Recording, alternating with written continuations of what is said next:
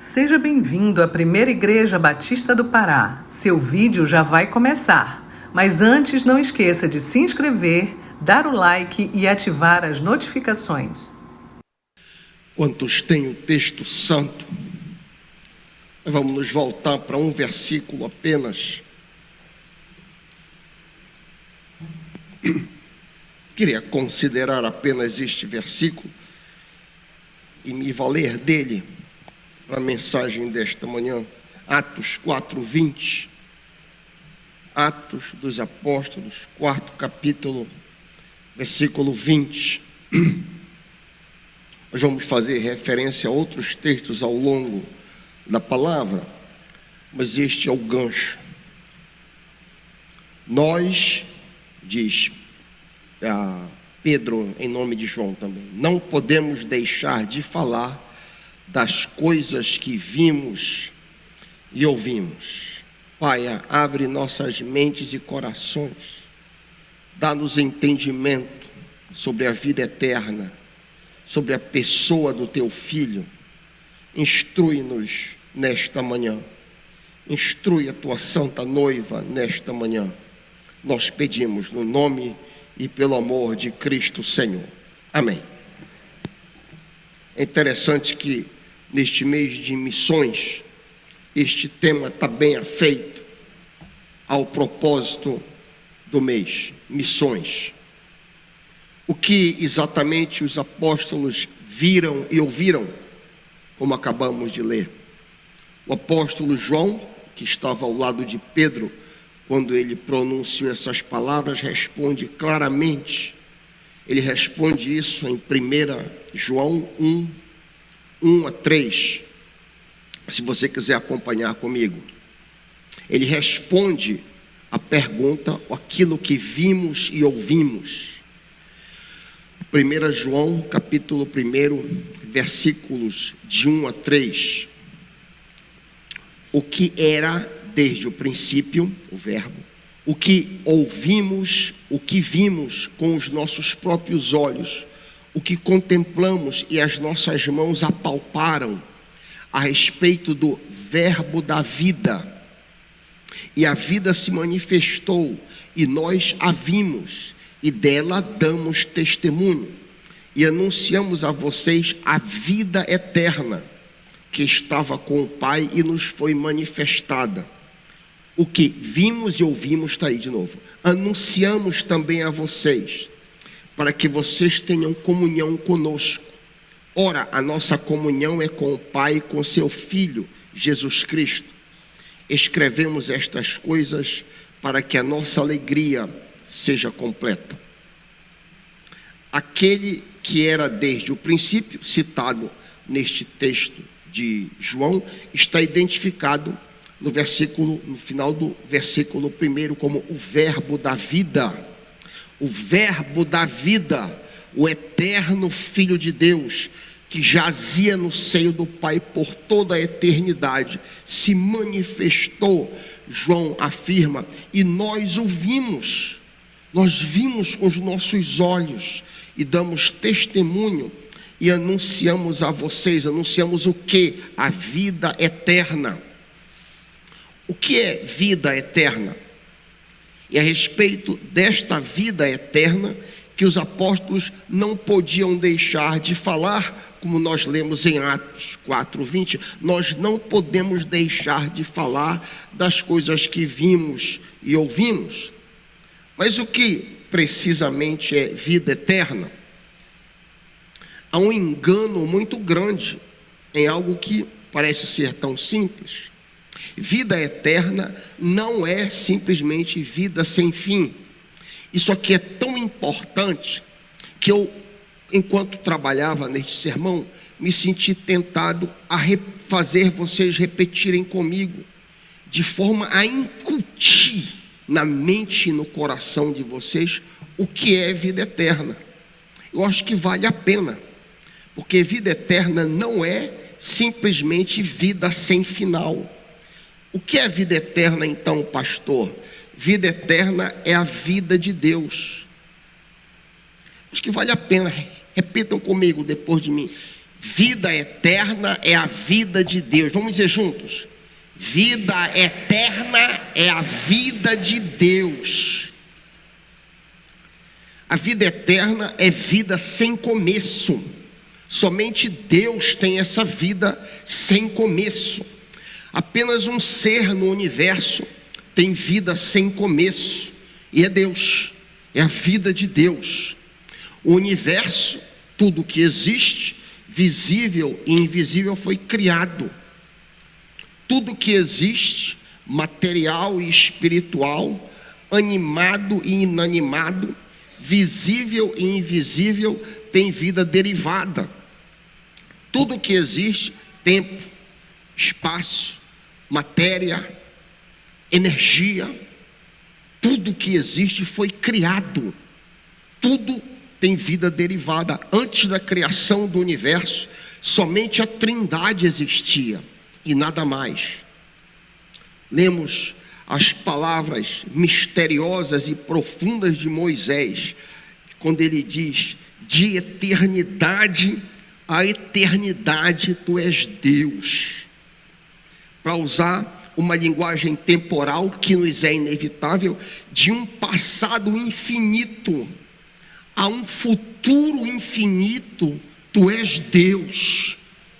Só Deus é infinito, só Deus é vida, só Deus é eterno presente.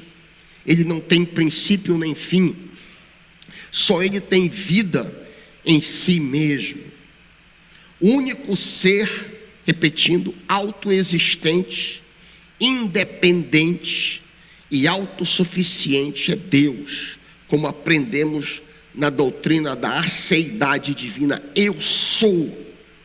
Quando eu for ter com o povo e eles perguntarem quem me mandou, como é o nome do Deus que me mandou, diz para eles que eu sou te mandou.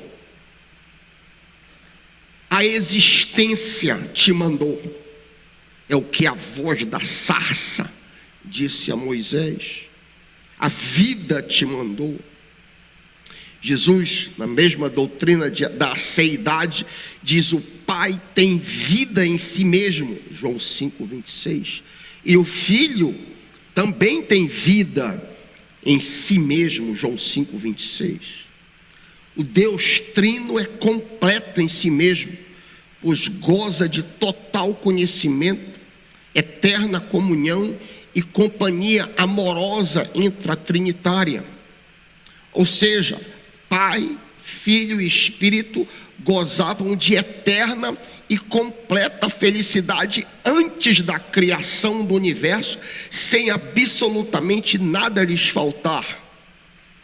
Eu fui tentado nesse momento, enquanto trabalhava, trazer alguns pensamentos de teólogos liberais que insistem em dizer que a criação do universo se deu por causa de carência divina, mas eu vou poupar vocês de abobrinhas e besteiras de teólogos que não temem a Deus. Reiterando, a Santa Trindade tem vida em si mesmo, pois é a única entidade com vida eterna. É importante afirmar a eternidade exclusiva de Deus, pois essa doutrina judaico-cristã, nega a filosofia grega que afirmava que além de Deus a matéria também eternamente existe, e os deuses gregos supostamente criaram tudo que existe, os planetas, as estrelas, os animais e tudo mais, a partir de uma matéria eterna. Isso está em competição com a doutrina bíblica, que afirma que apenas Deus é eterno. O eterno Filho, o Logos, a segunda pessoa da Trindade, criou todas as coisas para a glória de Deus. Isso aqui é importante. Tudo foi criado para a glória de Deus, como nós lemos em Apocalipse 4:11. Tu és digno, Senhor e Deus nosso, de receber a glória, a honra e o poder, porque tu criastes todas as coisas por tua vontade, elas vieram a existir e foram criadas. Esta criação, sumarizada em Gênesis 1:1, foi feita, para reiterar, pelo Filho, como nós lemos em Colossenses 1:16, pois nele, no Filho, foram criadas todas as coisas, nos céus e sobre a terra, as visíveis e as invisíveis, sejam tronos, sejam soberanias, quer principados, quer potestades, tudo foi criado por meio dele, do Filho, e para ele. O apóstolo João coloca este pensamento de forma contundente, texto muito conhecido de vocês. Todas as coisas, todas as coisas foram feitas por ele, pelo Filho, e sem ele, sem o Filho, nada do que foi feito se fez. Observem que eu estou insistindo em não usar a palavra Jesus, porque sempre que eu uso Jesus, eu trago ele já para dentro do tempo. Então eu estou evitando e não vou usar o termo Jesus, repito, porque sempre que nós nos referimos a Jesus, eu trago a eterna segunda pessoa para dentro do tempo. Eu limito tremendamente quem é essa segunda eterna pessoa do Filho. O eterno Filho, como acabamos de afirmar, deu vida a todas as coisas para a glória da Trindade. Porém, o homem, coroa da criação, se afastou de Deus, rebelando-se contra seu Criador e benfeitor. A raça humana morreu.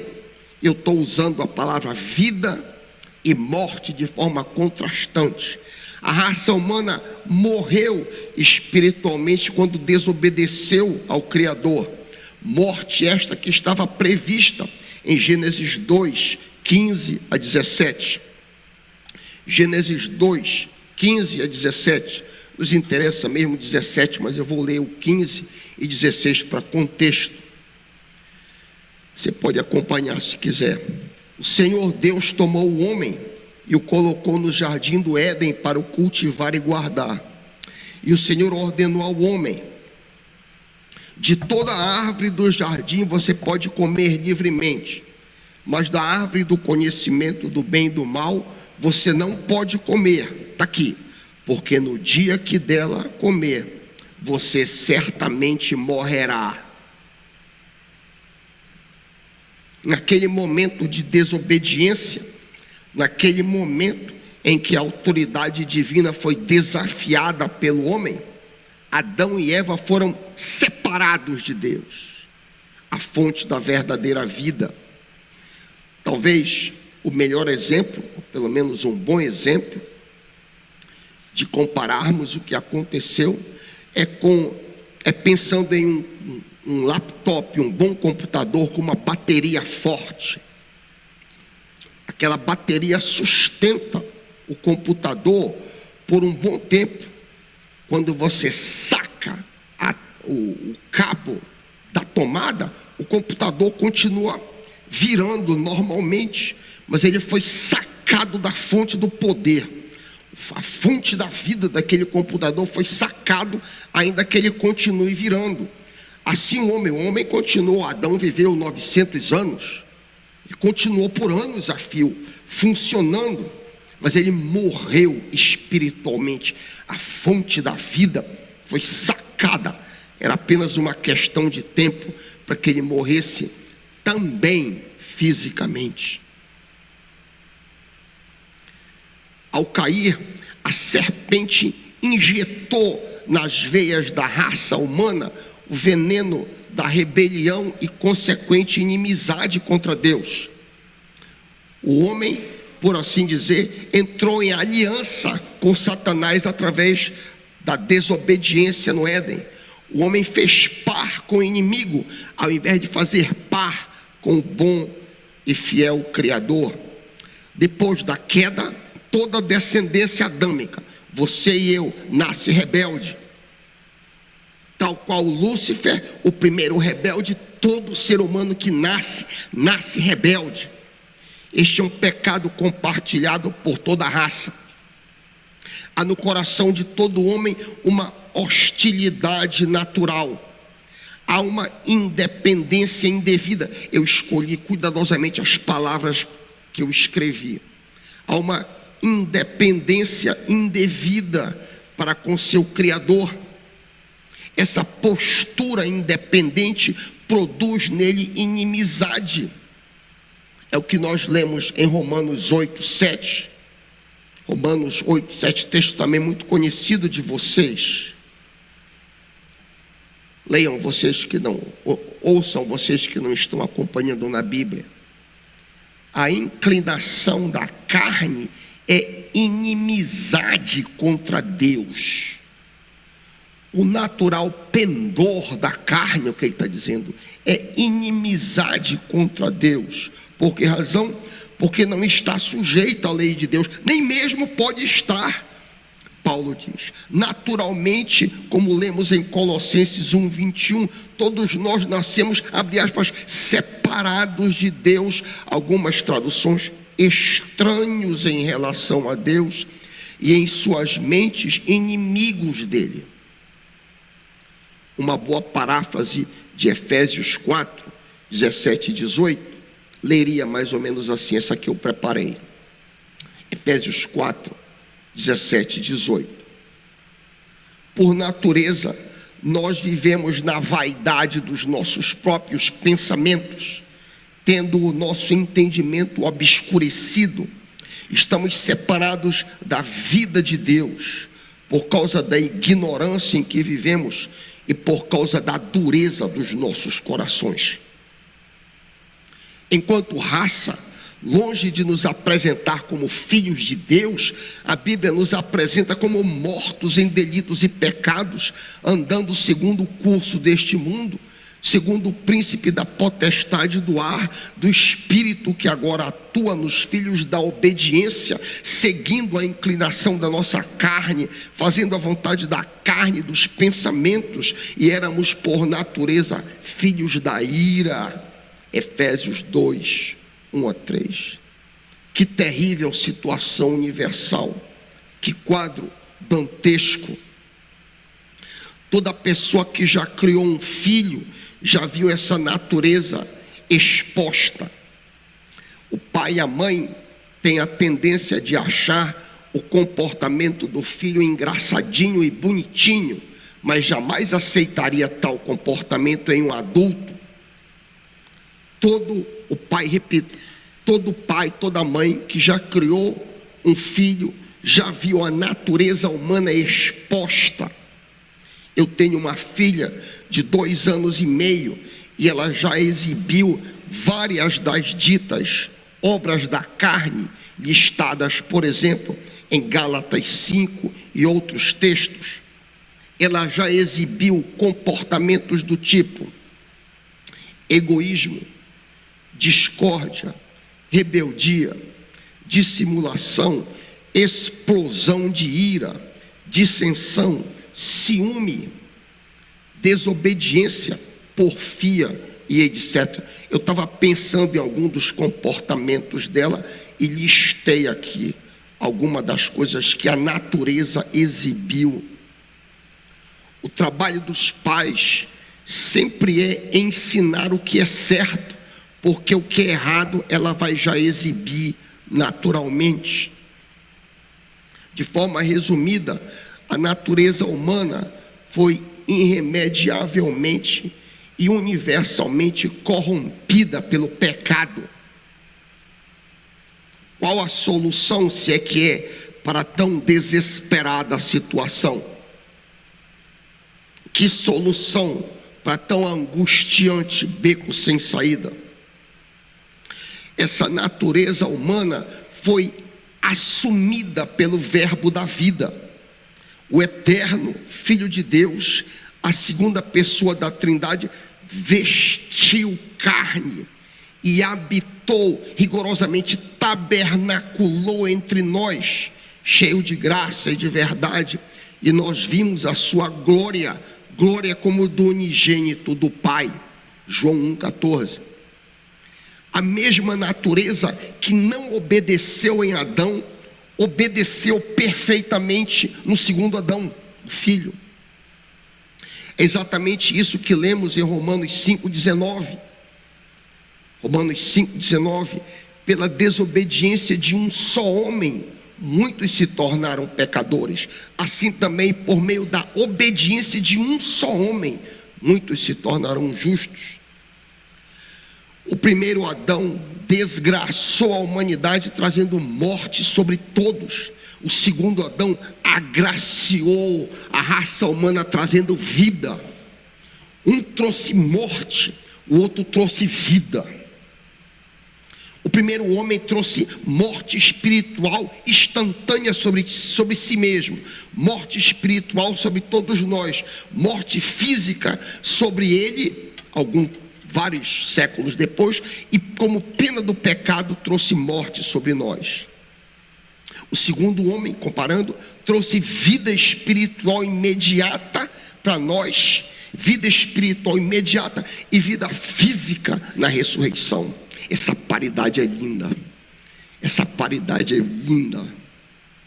Sobre o primeiro Adão, nós lemos em Romanos 5,12. Sobre o primeiro homem, sobre o primeiro Adão, Romanos 5,12. Assim como por um só homem entrou o pecado no mundo e pelo pecado veio a morte, assim também a morte passou para toda a humanidade, porque todos pecaram. Em outras palavras, todos nós estávamos representados pelo nosso pai Adão como cabeça federal da raça. Ele pecou desobedecendo a Deus e todos nós herdamos as consequências desta postura. A morte passou para toda a humanidade porque todos pecaram. O segundo Adão, lemos as palavras dele mesmo em João 10,10. Eu vim para que tenham vida espiritual, incluindo, e vida em abundância. O mesmo homem afirmou: eu sou a ressurreição e a vida. Aquele que crê em mim, ainda que morra fisicamente, viverá. E quem vive e crê em mim não morrerá eternamente. O segundo Adão, repito, dá vida espiritual e da vida física. Espiritual instantaneamente ao recebermos ele, e vida física na ressurreição. Vocês ouviram a palavra não morrerá eternamente. A palavra morte no final desta sentença está sendo utilizado no sentido de não ter a vida de Deus. Preste bem atenção, como eu já afirmei, a vida de Deus, vida sem começo, e morte eterna é não ter a vida de Deus e não simplesmente deixar de existir. Nenhuma alma humana deixa de existir, pois a alma humana é indestrutível. Nenhuma alma humana deixa de existir, porque a alma humana é indestrutível.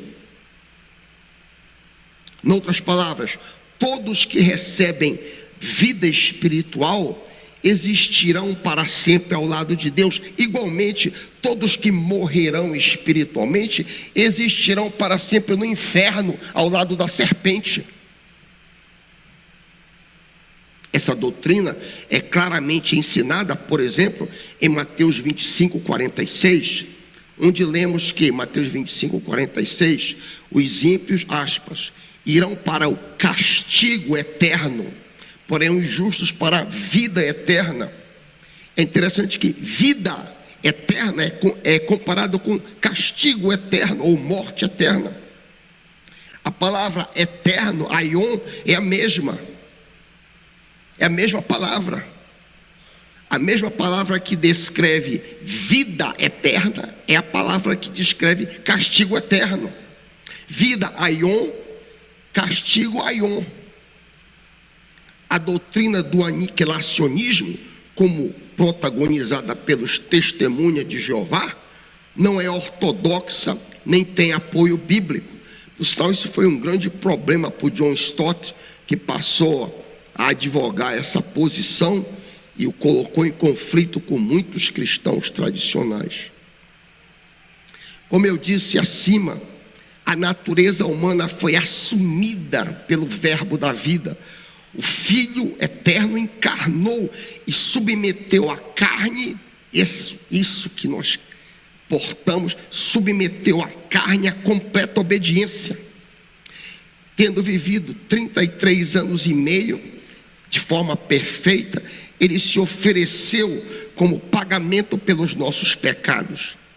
O inocente se ofereceu pelo culpado.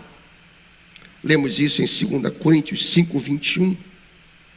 Eu vou ler na NVT.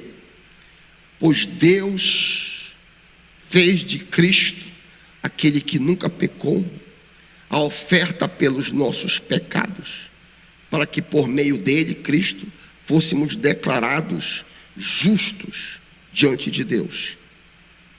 A lei divina, violada por todos os seres humanos, pois todos nós somos pecadores, foi cravada na cruz. Lemos isso em Colossenses 2, 13 a 14, eu amo esse texto. Colossenses 2. Vocês estavam mortos por causa de seus pecados e da incircuncisão da natureza humana. Então Deus lhes deu vida com Cristo, pois perdoou todos os seus pecados. Ele cancelou o registro de acusações contra nós, removendo e pregando na cruz. Aleluia. Aleluia. A conta que eu tinha contra mim, Cristo pregou na cruz do Calvário. A ressurreição, pilar central do cristianismo, confirma a aceitação do sacrifício do Filho pelo Pai. É como se o Pai carimbasse a obra do Filho. A ressurreição prova ou autentica a identidade e a obra do Verbo, como lemos em Romanos 1, 3 a 4. Dentre os objetivos desta magnífica obra realizada pelo Verbo da vida, está a reconciliação da raça humana com seu Criador. Como lemos em 2 Coríntios 5, 19, Deus estava em Cristo reconciliando consigo o mundo, não levando em conta os pecados dos seres humanos e nos confiando a palavra da reconciliação. Lembremos outra vez que a Bíblia apresenta a humanidade como inimiga de Deus. Ainda assim, Ele mesmo, por meio do seu Filho, buscou reconciliação conosco. Esta reconciliação se dá pela recepção da vida de Deus. Ao receber a vida de Deus, nós somos reconciliados. O Filho ressuscitou, foi assunto aos céus e agora dá vida eterna, a vida de Deus, a todos que o recebem pelo Espírito Santo. É isso que nós lemos em João 1,12, que todos que o receberam, deu-lhes o poder de se tornarem filhos de Deus. E a marca dos filhos de Deus é que eles glorificam, obviamente, a Deus. O objetivo inicial da criação é então cumprido. Quando nós nos tornamos filhos de Deus, não quando nós nos tornamos membro de uma igreja, ou nos batizamos necessariamente, ou levantamos a mão. Isso pode acontecer em paralelo, tudo bem, isso pode acontecer, mas não é isso que marca de fato alguém ter se tornado um filho de Deus. Essas coisas são boas, tá? Levantar a mão, vir para frente, ser batizado, nós advogamos, amamos e queremos fazer, mas não é isso que marca um filho de Deus. A marca dos filhos de Deus é que eles glorificam a Deus. Quando nós nos tornamos filhos de Deus, nós passamos da categoria de rebeldes egoístas para filhos da sua glória. Uma vez reconciliados, nós não vivemos mais para nós mesmos, mas sim para a sua glória. Ele morreu por todos, diz Paulo, para que os que vivem não vivam mais para si mesmos, mas para aquele que por eles morreu e ressuscitou. 2 Coríntios 5,15. A única forma que eu posso ter certeza que recebi a vida eterna é uma natural ojeriza ao pecado. A glória de Deus e o pecado são contrários um ao outro. Quando eu recebo a vida de Deus, o pecado passa a ser naturalmente repulsivo para mim. A Bíblia não apresenta o recebimento de vida eterna com a finalidade de aquisição de um passaporte para o céu, assim que eu fui ensinado a vida inteira. O céu é uma consequência da vida eterna e não o seu objetivo. Eu ouvi a vida inteira: receba Jesus para ir para o céu. Isso não é o objetivo da vida eterna. O objetivo da vida eterna é nós vencermos o pecado e não ir para o céu. A vida de Deus nos é dada para vencermos pecado no poder do Espírito Santo. Exemplos poderiam ser multiplicados. Olha comigo o próprio texto que nós estamos considerando, Atos 4:20. Poderíamos considerar outros. Atos 4:20, por exemplo. No final do sermão climático de Pedro, em Atos 3:26, tu estás no 4, só faz bater o olho na página anterior. Olha aí, 3:26. Tendo Deus ressuscitado o seu servo, Jesus, enviou Jesus primeiramente a vós outros, para vos abençoar. Com que objetivo? Agora, cravou agora. No sentido de que cada um se aparte das suas perversidades. Não é no sentido que cada um vá para o céu, não. Não. Ressuscitou Jesus, nos salva, não para nos levar para o céu, mas para que a gente se aparte do pecado.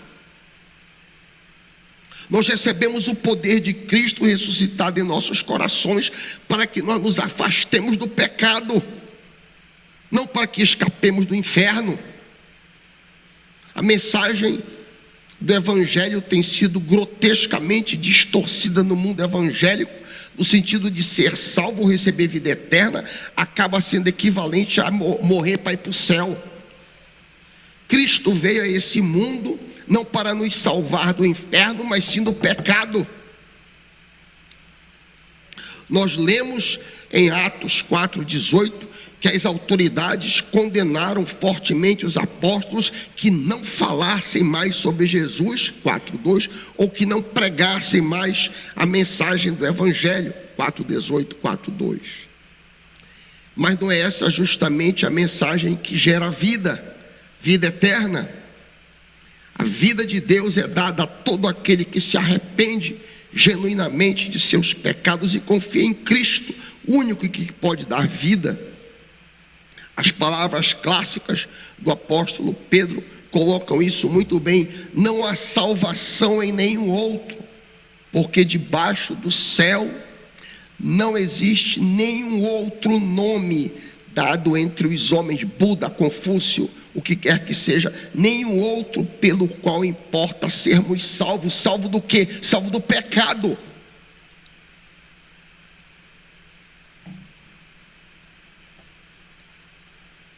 Salvo do domínio do pecado, salvo da escravidão do pecado, salvo da tirania do pecado, como lemos, por exemplo, em Romanos 8:14, porque o pecado não terá domínio sobre vós.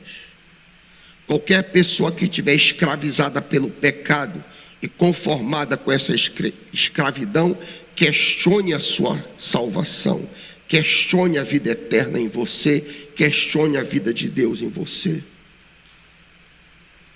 O evangelho verdadeiro do Verbo liberta o ser humano para que ele viva para a glória de Deus e não para seus prazeres, para seus pecados e preferências. Você que me ouve, você está cansado de pecar? Você está cansado do ciclo de pecado? Você tem sido derrotado indefinidamente pelo poder do pecado? Te volta para o Filho eterno, aquele que deu vida a todas as coisas e pode te dar vida também. Esta é a mensagem que nós não podemos deixar de falar, porque nós não podemos deixar de falar das coisas que vimos e ouvimos. Essa é a mensagem de missões. Essa é a mensagem que pregamos. Em nome de Jesus. Amém.